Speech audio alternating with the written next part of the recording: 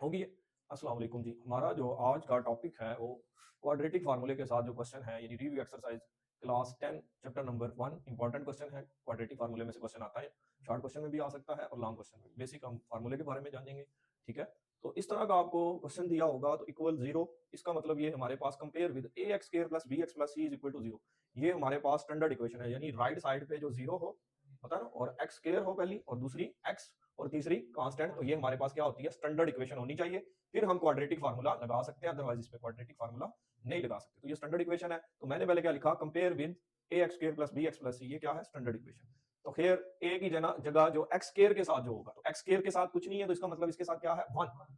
X के साथ कुछ नहीं है तो इसका मतलब क्या है, वन।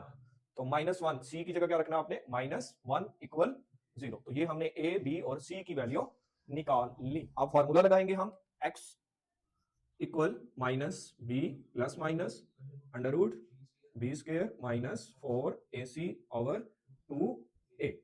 याद रखना बेटा, यहां पे जो ये करते हैं वो गलत हो जाता है, ठीक है। तो ये पूरी लाइन माइनस बी के नीचे भी आएगी, ठीक है।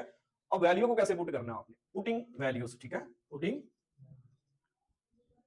पुटिंग वैल्यूज, ये ए और बी की वैल्यू को कैसे पुट करना है, डायरेक्ट नहीं पुट करना आपने। आपने क्या करना है, फॉर्मूला लिखना है।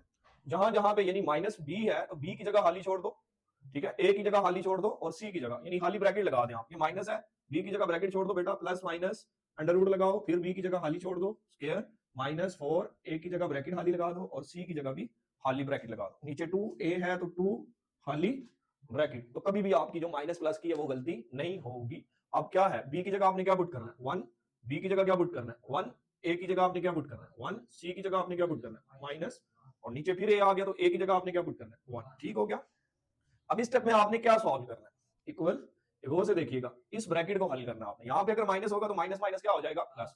तो यहां पे प्लस है तो प्लस माइनस माइनस ही रहेगा। तो ये आ जाएगा माइनस वन प्लस माइनस फार्मूले का अंडर रूट लगाया बेटा। वन का स्केयर कितना होता है, वन हो गया। अब यहाँ पे तीन वैल्यू आ गई है तो तीन वैल्यू को आप यहाँ पे रफ अमल में करें। पहले क्या है, माइनस फोर, दूसरी क्या है, वन, तीसरी क्या है, माइनस वन। इन तीनों को आप मल्टीप्लाई करेंगे तो फिर आंसर लिखेंगे। माइनस वन को वन से किया तो क्या आया, माइनस वन। माइनस वन को फोर से मल्टीप्लाई किया तो क्या आया, plus four. Plus minus one को फोर से मल्टीप्लाई किया, माइनस फोर से minus minus plus, four one jar.